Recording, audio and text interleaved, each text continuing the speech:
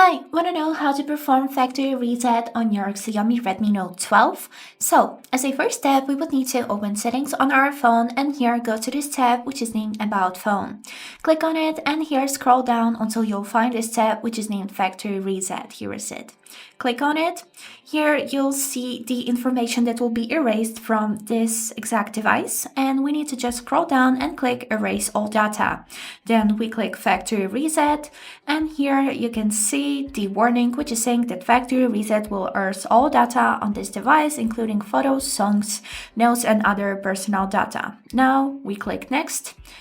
And now we would need to wait 8 seconds until we can click OK.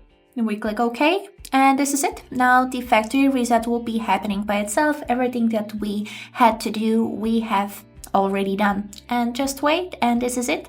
I hope this video was helpful and thank you for watching.